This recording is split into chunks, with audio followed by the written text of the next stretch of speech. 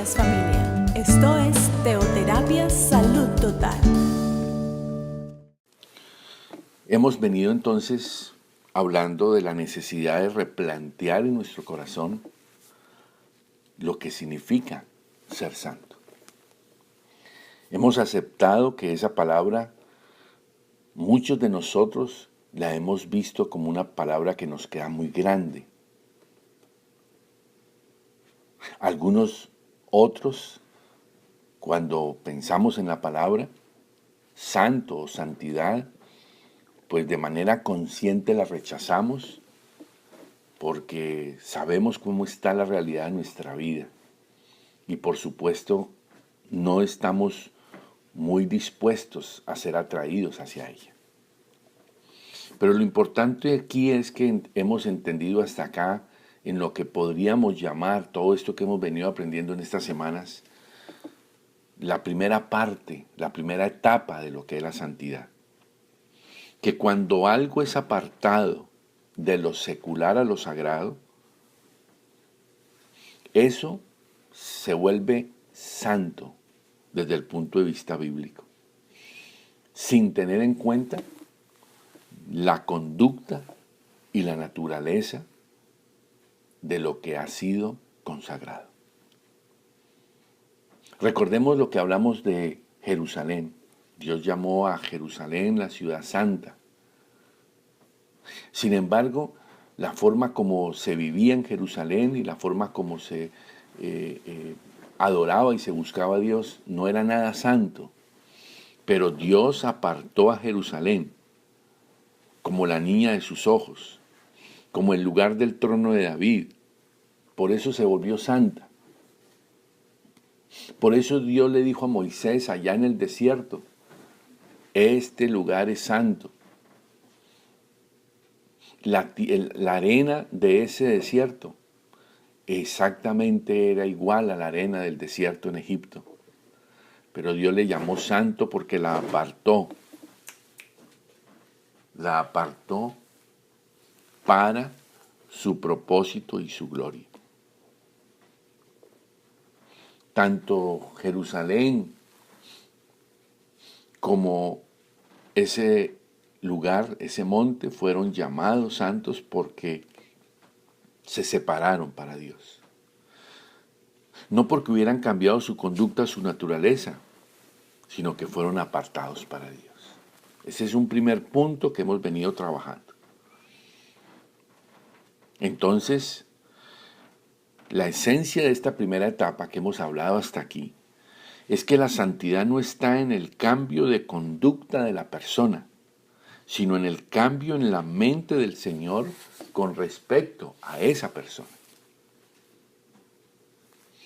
Cuando hablamos de una primera etapa, no estamos diciendo entonces que esta es la verdad única, ¿no? Iremos descubriendo que en la santidad, por supuesto, cada uno de nosotros tenemos que asumir una responsabilidad. Pero es bien importante que nosotros entendamos que la tierra se convirtió en santa porque el Señor decidió usarla para sus propósitos. Jerusalén llegó a ser santa únicamente porque el Señor la seleccionó para cumplir su propósito. Dios escogió a la tribu de Leví y se convirtió en sacerdocio santo solo porque el Señor la escogió para su sacerdocio. De idéntica forma, el Señor aparta para sí a toda persona que acepta a Jesucristo como su Salvador personal. Y esta persona, usted y yo, cuando declaramos nuestra fe, nosotros nos convertimos en santos, no nuestra conducta, pero en la mente de Dios, usted y yo, por Jesucristo, fuimos declarados santos. Esta es la razón por la cual declaramos que cada creyente que nace de nuevo es santo y santificado. Si no lo fuera, no podría ser verdaderamente salvo, porque la esencia de la salvación es lo que el Señor ve en nosotros. Cuando creemos en Jesús, Él nos aparta para Dios. Vamos a ver ahora entonces cuál es el papel del Espíritu Santo en esta primera etapa de la santidad. Y quiero invitarles a que vayamos a 2 de Tesalonicenses, capítulo 2, versículo 13, para que podamos ir aterrizando por donde el Espíritu Santo quiere que nosotros entendamos cuál es el papel de Él en este asunto, que por supuesto es clave. 2 de Tesalonicenses, capítulo 2, versículo 13. Dice, pero nosotros debemos dar siempre gracias a Dios respecto a vosotros, hermanos amados por el Señor, de que Dios os haya escogido desde el principio para salvación. Ojo a lo que viene, dice, mediante la santificación por el Espíritu y la fe en la verdad. ¿Qué quiere decir esto? Esto quiere decir que el Espíritu Santo es el agente por medio del cual esta etapa de la santificación es realidad. Mire que dice, para salvación mediante la santificación del Espíritu. Yo aquí quiero animarle a que tome nota de lo que viene. Porque esta obra del Espíritu Santo, en el panorama de la santidad, es algo que Dios ha hecho, el Espíritu Santo lo ha hecho, y es independientemente de la conducta suya, de mi conducta. Porque recordemos que tenemos que romper ese esquema, que cuando hablamos de santo o no santo, inmediatamente engañados lo relacionamos con pecar o no pecar. Entonces, por eso el enemigo nos ha convencido de que somos llamados a ser santos pecadores. Algo así como santos malvados. Sacerdotes santos malvados. Eso es lo que el enemigo ha querido meternos en la cabeza. Por supuesto que un sacerdote santo puede vivir con maldad. Pero ese no es el plan de Dios. Pero en esta primera etapa de la santidad tenemos que darnos cuenta qué pasó en el momento en que nosotros recibimos a Cristo. Muchos de nosotros en el momento de recibir a Cristo, nuestra conducta no cambió. O cambió muy poco. Y la verdad es que desde que yo recibí a Cristo, hace 36 años, sigo en el proceso del cambio de mi conducta. Pero el secreto está en entender lo que pasó. Así, yo en ese instante, cuando hace 36 años recibí a Cristo, no lo sabía, no lo entendía. Y esto es importante, que hablemos de estos puntos claros respecto de lo que sucedió el día en que usted y yo tomamos una genuina decisión por Jesucristo. Quiero invitarles a que veamos, les voy a leer los versículos para que los apuntemos. Juan capítulo 3, del 3 al 8. Efesios 4:30. Gálatas 4:6. Romanos 8:11. Primera de Corintios 12, versículo 13. Primera de Corintios 12, versículos 7, 11 y 18. Y Gálatas 5:22. Voy a volverlos a repetir. Juan 3, del 3 al 8, Efesios 4:30, Gálatas 4:6, Romanos 8:11, Primera de Corintios 12:13, Primera de Corintios 12:7, 11 y 18, y Gálatas 5:22. ¿Qué sucedió en el momento en que usted y yo aceptamos a Cristo? Dice Juan 3:8, que el Espíritu Santo nos apartó para Dios y nos regeneró para que pudiéramos nacer de nuevo. Y esa fue una obra soberana y única que puede hacer el Espíritu Santo. En Efesios 4:30 dice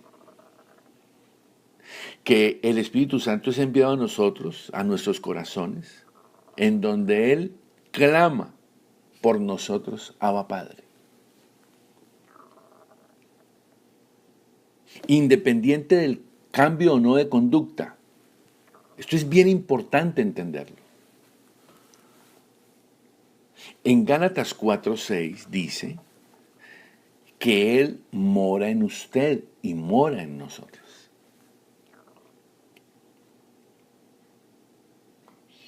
En Romanos 8:11 dice que nos bautiza en el cuerpo de Cristo.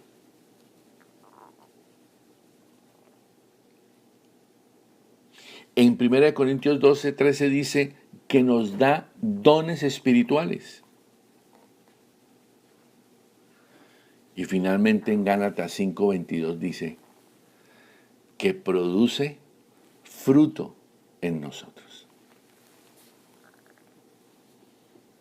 Esto es obra del Espíritu Santo. Estas 6 o 7 cosas que les acabo de mencionar, que están claras en la palabra de Dios, son obra exclusiva del Espíritu Santo. Son otorgadas, cada una de estas son otorgadas instantáneamente en un Hijo de Dios por la obra santificadora del Espíritu. Aunque usted y yo no lo sepamos, esto lo hace el Espíritu Santo, no lo hace el creyente. De la misma forma que un niño cuando nace ya tiene un nombre, tiene un apellido, tiene una familia, tiene un pasaporte, tiene una nacionalidad, tiene un sexo. Aunque él no sabe nada de eso. Y ese niño comenzará y tendrá la responsabilidad de ir descubriendo lo que él es. Y en ese camino, en ese proceso, empezará a tener luz sobre eso. De la misma forma como usted y yo recibimos a Cristo hace años, o el tiempo que haya sido, y no entendíamos esta obra del Espíritu Santo. Pero esto es bien importante entender porque este es el papel del Espíritu Santo. Ahora entonces preguntémonos, ¿y cuál es entonces el papel de Jesús en esta etapa de la santidad?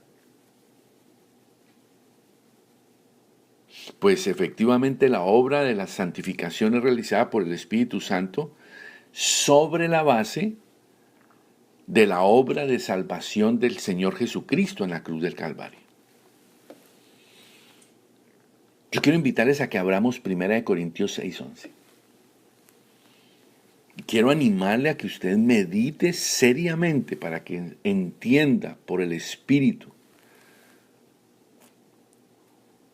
Dice, ya habéis sido lavados. Ya habéis sido santificados. Ya habéis sido justificados. Por favor, subraye esto en su Biblia, Primera de Corintios 6:11, porque esto es clave.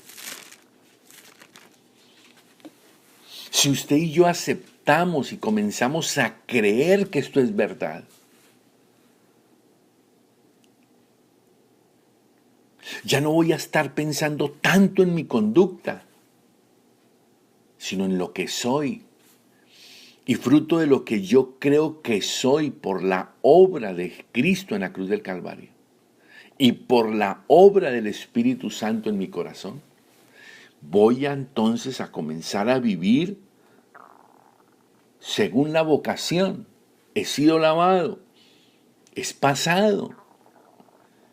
He sido santificado, pasado. He sido justificado, pasado. Pero dice, en el nombre del Señor Jesucristo, o del Señor Jesús, y dice, y por el Espíritu de nuestro Dios. Ojo con eso, por favor. Y ahí es donde nosotros tenemos la bonita oportunidad de desarrollar comunión con el Padre, el Hijo y el Espíritu Santo para entender esta verdad. Porque la Biblia dice que el Espíritu Santo fue derramado en nuestros corazones. El Padre envió al Espíritu Santo para eso. Pero es para entender esta verdad. Cuando nos llenamos la boca diciendo, y la verdad os hará libres, conoceréis la verdad y la verdad os hará libres. Para muchos cristianos la verdad os hará libres es para seguir haciendo lo que han querido. Yo soy libre. Jesucristo ya murió por mí, yo ya estoy en la gracia. Hago lo que quiero y como quiero. Finalmente Dios me perdona y si me muero me voy para el cielo. No, esa libertad, aunque eso que acabo de decir es cierto, de que está una genuina actitud de arrepentimiento, perdona, Jesús ha perdonado mis pecados y me da la salvación. Aunque eso es cierto, lo que quiero decir es que ese conoceréis la verdad y la verdad os hará libres, no es para hacer lo que yo quiero, sino ser libre para hacer la voluntad de Dios. Y ahí es donde entiendo y comprendo y comienzo a experimentar lo que es la verdadera libertad. Hijitos, una persona es santificada y justificada únicamente por medio del Señor Jesús. Si Jesús no hubiera finalizado su obra en la cruz, el Espíritu Santo no podría hacer la suya, la parte de Él.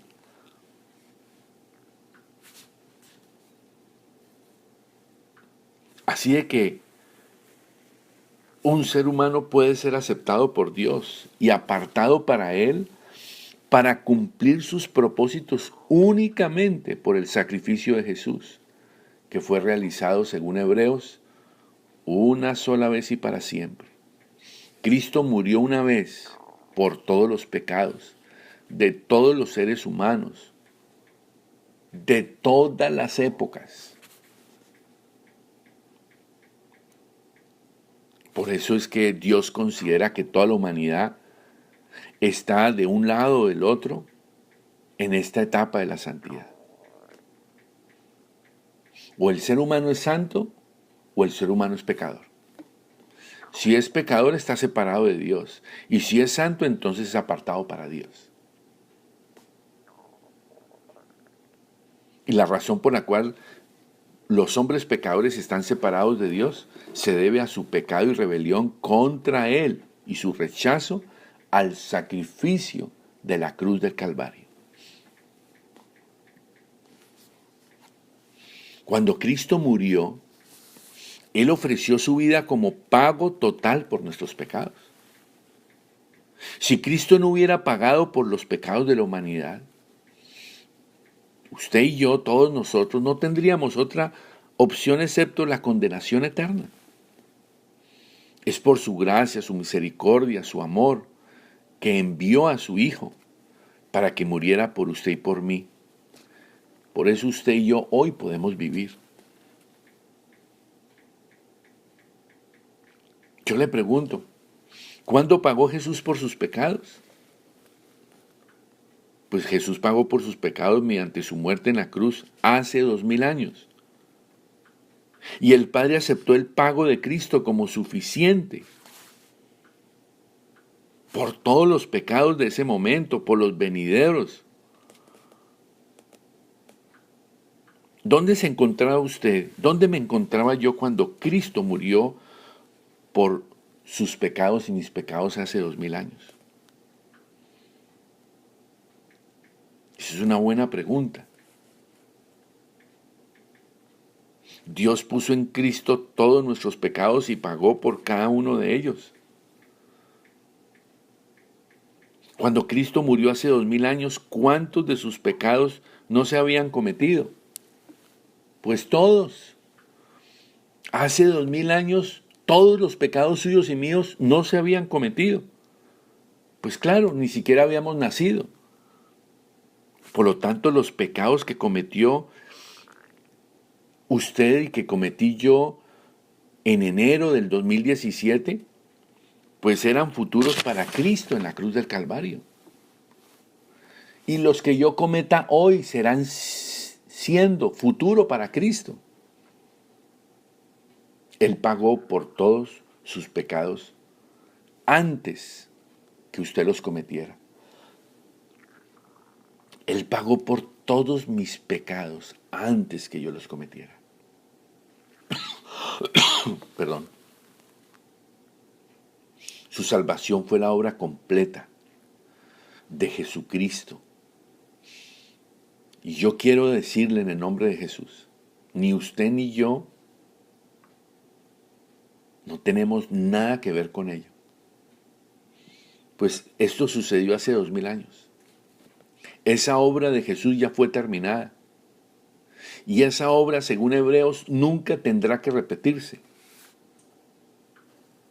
Por eso sería necio, tonto, arrogante pensar que nosotros hemos definido nuestra salvación o que en nosotros está, por el cambio de nuestra conducta, tener salvación. Ninguna persona hoy tiene algo que ver con ese sacrificio de Jesús, excepto reconocerlo. Por eso, amada familia, yo quiero animarles a que reflexionemos en esto. Porque hoy hemos visto el papel del Espíritu Santo. Recuerde, el papel del Espíritu Santo es que nos ha separado, nos ha regenerado, nos selló para el día de la redención, fue enviado mejor a nuestro corazón y clama Abba Padre. Él mora en nosotros, nos bautizó en el cuerpo de Cristo, nos dio dones espirituales y produce fruto en nosotros. Eso le corresponde al Espíritu Santo. Por otro lado, Jesús ya completó su obra en la cruz del Calvario hace 2000 años, una vez y para siempre, en tiempo aoristo. Entonces ahora la pregunta es, ¿y cuál es mi papel? ¿Cuál es el papel de cada uno de nosotros? ¿Cuál es la obra que yo debo hacer para ser salvo entonces? Pues la respuesta es nada. No hay ninguna obra sin terminar que usted pueda hacer. Por eso Efesios 2, 8, 9 dice, por gracia sois salvos por medio de la fe, y esto no de vosotros, pues es don de Dios, no por obras, para que nadie se gloríe. La salvación no es de nosotros, no es por nuestro esfuerzo, no es por el mérito, no es por una buena conducta, no es por obras. La salvación no puede ser algo que usted y yo hagamos, puesto que Cristo ya la hizo, lo hizo todo en la cruz. Y por supuesto no es una obra que usted y yo podamos realizar, porque ya Jesús la realizó. Ni podemos completar, porque ya está completa.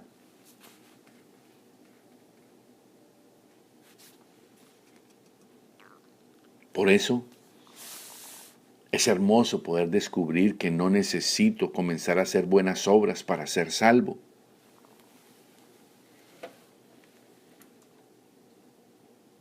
Tampoco debo dejar de hacer malas acciones para ser salvo.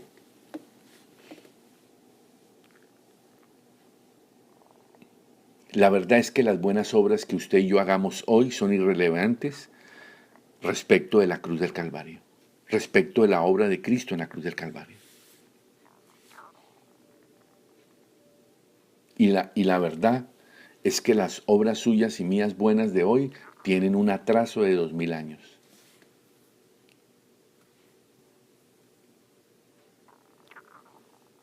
Así de que, familia,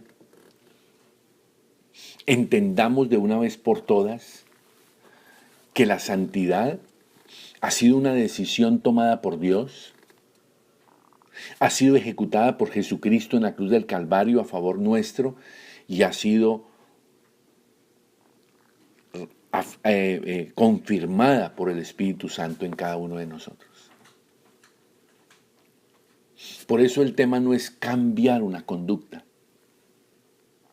El tema es comenzar a entender y creer lo que ya fue hecho en la cruz a favor mío y lo que el Espíritu Santo trae a convicción de verdad y que ha sido hecho aunque usted y yo ni lo sepamos ni lo creamos.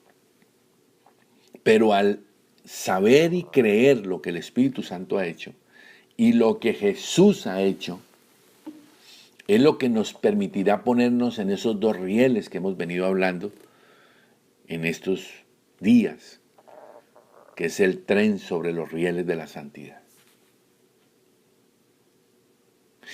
Yo le animo en el nombre de Jesús, por el poder del Espíritu Santo, a que usted y yo nos sintamos completamente inútiles respecto de la salvación. Y que fruto de eso entonces podamos darnos cuenta que lo único que tenemos es que creer. Creer lo que Jesús ya hizo en la cruz. Creer lo que el Espíritu Santo ya hizo cuando usted y yo recibimos a Cristo. Como el niño un día va a empezar a creer que se llama Jaime. Va a creer que tiene un apellido. Va a creer que tiene un papá y una mamá. Va a creer que tiene un hermano. Va a creer que tiene una nacionalidad. Va a creer que tiene un documento de identidad. Y ese es el proceso de lo que usted y yo tenemos que descubrir. Lo que somos y tenemos en Cristo Jesús y por el poder del Espíritu Santo. Yo les animo pues entonces a que tomemos esa decisión radical en nuestro corazón para creer la verdad, para no seguir creyendo tantas mentiras como hablábamos estos días con alguien. Por allá en el siglo I, un hombre llamado Ptolomeo II dijo que el universo, el centro del universo era la Tierra y que la Tierra era plana. Y esa mentira y ese error, la humanidad lo creyó por más de 1000 años,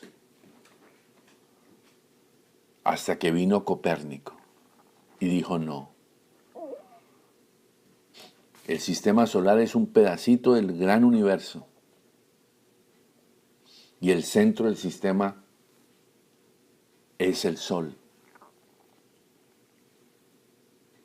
Y estableció lo que hoy sabemos que es verdad. Pero durante miles de años, el hombre creyó una mentira como verdad. ¿Sabe por qué la humanidad tuvo tanto atraso durante tantos años? porque estuvo creyendo mentiras. Y así sucede con nuestra vida espiritual. ¿Sabe por qué hay tanto atraso en su vida espiritual y en la mía? Porque no hemos creído lo que Jesús hizo en la cruz y lo que el Espíritu Santo ha puesto en nosotros. Y andamos tratando de cambiar nuestra conducta para ser agradables a Dios. Andamos tratando de cambiar nuestros hábitos y nuestra conducta para ser buenos y buscar que Dios nos bendiga. Cuando lo que tenemos que hacer es creer lo que ya Dios ha determinado por Jesucristo y por el Espíritu Santo. Y vivir de acuerdo a esa vocación. Ahí está el desafío que tenemos en nuestro Senti New England. La invitación es a que sigamos adelante,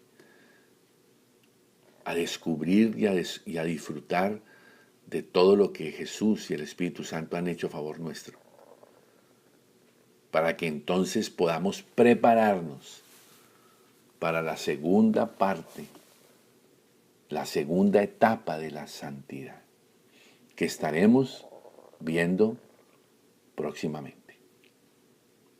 Así de que, familia, con Biblia en mano les desafío a que demos el giro que el Espíritu Santo quiere que demos en este bote crucero del amor que el Espíritu Santo ya implementó como bote salvavidas y que usted y yo estamos llamados a creer. La Navidad en familia es una linda oportunidad para creer lo que el Espíritu Santo ya ha hecho y Jesús han hecho, para que vayamos a llevar bendición. Gracias, Santo Espíritu, por esta mañana, por esta tarde, por este mediodía, por esta noche. Gracias por tu convicción en nosotros. Te necesitamos, Espíritu Santo. Te necesitamos. Eres Dios maravilloso y Dios eterno. Gracias por tu papel. Gracias, Jesús, por tu papel en nuestra santidad. Te adoramos y te bendecimos. En el nombre de Cristo Jesús. Amén.